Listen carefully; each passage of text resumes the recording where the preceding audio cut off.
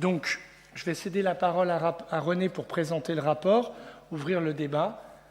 Très bien, mes chers collègues, je ne vais pas être très long parce qu'on y a déjà passé beaucoup de temps et vous avez tous reçu le document. Et d'ailleurs, j'ai eu des retours, y compris des membres des différentes commissions qui ont reçu le document. Je vous rappelle le contexte. En décembre, au Conseil métropolitain de décembre, vous nous avez mandaté pour étudier les conséquences de toute nature sur le transfert de l'assainissement dans la régie des eaux de Montpellier. Et ce travail a été fait avec une assistance d'une AMO et avec les services. Et je rends particulièrement, je salue particulièrement le travail mené par la DEA et par Madame Laurence Burgot sur ce sujet. Donc nous avons beaucoup travaillé. On a rendu compte en conférence des maires très longuement. On l'a rendu compte également en commission eau et assainissement très longuement. Donc le processus était le suivant, c'est que nous avons décidé d'étudier ces conséquences de la régie en le comparant avec d'autres modes de gestion, en définissant préalablement quand même deux invariants qui nous paraissaient pas possible de remettre en cause. Premier invariant, c'est la régie publique de l'eau potable et eau brute qui existe et qui, de la vie générale, a prouvé son caractère performant. Et deuxièmement, de ne pas remettre en cause le passage d'un marché général de performance concernant Maera, puisque c'est le principal investissement, ce qui permet à la métropole de contrôler directement cette modernisation sur lesquelles il y a effectivement un très gros enjeu pour cette mandature. À partir de là, on a regardé les différentes modes de gestion de différents points de vue. Donc vous avez ce détail dans le rapport, et notamment dans un premier temps en comparant la régie à la DSP, aux différentes DSP, et d'autre part à la société d'économie mixte à objet unique, dite CEMO. Donc, quand vous lisez le rapport, vous apercevez qu'il y a des avantages et des inconvénients à chaque mode de gestion. Ils ont été pesés et je pense qu'il fallait prendre ce temps de la réflexion. Mais il est très clair que d'un certain point de vue, mais je n'oublierai pas les inconvénients de la régie, mais globalement, d'un certain point de vue, sur beaucoup de postes, la régie a l'avantage. D'abord, un avantage en ce qui concerne, le contrôle public de ce petit cycle de l'eau. Nous arrivons par là même à une situation où nous allons pouvoir maîtriser la totalité du petit cycle de l'eau, depuis la prise de l'eau dans la nappe du Lez ou dans d'autres ressources, jusqu'à la sortie de la station Maera, en essayant de faire que la partie envoyée en mer diminue et que la partie réutilisée en eau brute augmente. Cet enjeu, il est considérable.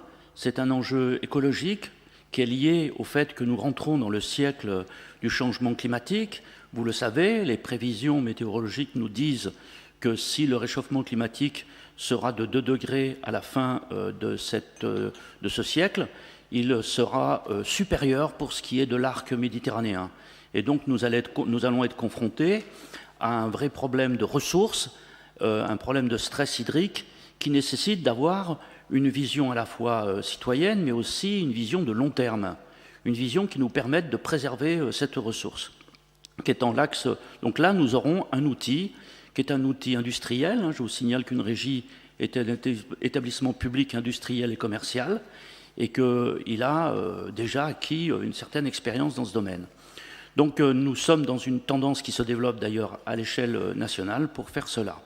Donc deuxièmement, un avantage en ce qui concerne la gouvernance, puisque dans une régie, en la faisant évoluer par rapport à ce qu'elle est aujourd'hui, nous pouvons beaucoup plus impliquer non seulement la totalité des communes concernées, mais également l'ensemble de la société civile, qu'il s'agisse des associations environnementales, des usagers, présence des usagers, qu'il s'agisse aussi de tout le secteur de la recherche et de l'université qui est très développé au niveau de Montpellier, et enfin, original en France, mais ça me paraît être de voir une voie d'avenir, faire que les salariés soient présents dans le conseil d'administration avec voix délibérative, ce qui les fait s'exprimer sur tous les enjeux, y compris économiques, et pas uniquement sur les enjeux sociaux. Donc ça, c'est un avantage de gouvernance, avec le fait que la métropole a par là même une unité de gouvernance à ce sujet. Voilà pour ce qui est de cet avantage. Il y en a d'autres. Alors on peut se poser la question également concernant la régie, des risques que de ce passage en régie. Alors, premier risque qui peut être avancé, c'est le risque technique. Et à ce sujet, eh bien, on peut dire que la régie peut relever ce défaut et anticiper cette difficulté. C'est avons-nous les capacités de contrôler, de diriger ces marchés? Je tiens à le dire, je l'ai rappelé tout à l'heure quand on avait présenté le budget. Vous avez été peut-être impressionné par le fait que sur le budget de l'assainissement, eh bien, c'est une minorité du budget qui va aux délégataires et la majorité de ce budget va à la métropole qui d'ores et déjà maîtrise les investissements. Je tiens à le signaler. Nous avons financé ce que j'appelle un tramway invisible depuis 2005, qui est l'ensemble de la rénovation des stations d'épuration, qui représente près de 375 millions d'euros. Eh bien, qui a financé cela? La métropole. Ce ne sont pas les délégataires privés. La part d'investissement de délégataires privés, et c'est un petit peu normal, un délégataire privé raisonne à la hauteur du temps qui lui est donné. On lui donne une délégation de 7 ans, il faut qu'il y ait un retour sur investissement sur 7 ans. Or, quand nous mettons un tuyau d'assainissement, eh ben, il y en a pour un minimum de 60 ans. Cela signifie qu'il faut avoir une vision du temps long. Et donc, en ce qui concerne les risques techniques, il y a déjà une maîtrise de l'investissement. Pour ce qui est de la gestion, il y a effectivement un enjeu, et je pense que le principal risque technique concerne Maera. C'est pour ça que nous faisons un marché général de performance qui nous permettra de choisir non seulement l'entreprise qui va construire cet investissement à 150 millions d'euros, c'est comme pas un petit investissement, eh bien il faudra qu'il porte le risque technique et industriel ensuite dans la gestion des quelques années qui vont suivre avant que nous récupérions cet ouvrage sous notre contrôle bien sûr. Et ainsi nous amortissons ce risque technique. Mais il existe pour les autres stations, on aura l'occasion d'y revenir. Et enfin, il faut réfléchir enfin au risque financier qui peut se poser pour nous. Alors à ce sujet, je tiens aussi, il ne faut pas le nier, hein, je veux dire, de toute manière, on l'a vu dans la discussion budgétaire, dire qu'on est dans le meilleur des mondes et que tout va bien, c'est pas vrai. On est confronté à des risques et il faut les assumer, les anticiper, les gérer. Je tiens à signaler quand même qu'à ce jour, la régie des eaux de Montpellier, qui est installée depuis le 1er janvier 2016 et qui maintenant est montée d'un investissement qui, en 2014, l'investissement qui nous était donné était de 3 millions d'euros par an, il est maintenant proche de 20 millions d'euros par an. Donc nous avons changé l'ampleur de l'investissement. Et nous avons pu le changer, cette ampleur d'investissement, parce que nous avons pu récupérer la totalité, mutualiser la totalité des choses et faire diminuer un certain nombre de coûts, la disparition de l'impôt sur les sociétés, la disparition de la rémunération des actionnaires, la disparition des contrats très généreux avec des sous-traitants qui appartiennent au même groupe que celui qui est délégataire, ou d'autres phénomènes qui se produisent. Ce qui fait qu'ainsi nous avions pu baisser le prix de l'eau, qui n'a pas changé depuis le 1er janvier 2016, à 1,15 € le mètre cube, mais malgré cette baisse du prix de l'eau, eh bien, nous avons augmenté l'investissement. Mais ce qui est remarquable, c'est que nous avons augmenté l'investissement sans faire 1 euro d'emprunt. Et à l'heure où je vous parle, dans le budget de la régie, il y a 0 annuité emprunt. Naturellement, cela ne pourra pas rester comme ça, parce qu'il va falloir qu'on investisse sur Vallée d'Eau. Il y a un gros investissement. Quand il y a un gros investissement, il est nécessaire d'emprunter. Et nous n'avons eu aucune difficulté aujourd'hui dans le contact avec les banques pour obtenir cet investissement à partir du moment où on présente de tels excédents de fonctionnement dans ce dossier. Donc ces risques financiers doivent être anticipés, doivent être maîtrisés. Je pense que le principal risque financier, il va être porté dans Maera. Et nous avons fait un plan financier pour Maera qui fait que le ratio d'endettement ne dépassera pas les 7 ans en gardant un prix de l'assainissement à peu près similaire, autour d'1,39 € à 1,40 €. Donc ça vous montre que il faut les protéger. À partir de là, ayant fait cet équilibre, nous sommes arrivés à la conclusion qu'il fallait choisir la régie. À partir de là, on a mis 4 scénarios en scène concernant la régie, parce qu'il peut y avoir différentes formes de régie. Donc les 2 premiers scénarios, c'est ce qu'on pourrait appeler des régies incomplètes, et les 2 dernières, des régies complètes. Les 2 premières régies incomplètes consistent à faire que la première serait la suivante, c'est que la régie ne s'occuperait que de la facturation et de la relation avec la clientèle, et la totalité du reste de son activité serait en DSP. Donc ça nous a paru délicat parce que c'est une fausse régie, et ça consiste finalement à camoufler un peu un refus de choisir sur le fond. La deuxième solution, elle est liée à notre territoire et on a essayé de tester le fait qu'on pourrait faire une régie sur une partie du territoire et une DSP sur l'autre.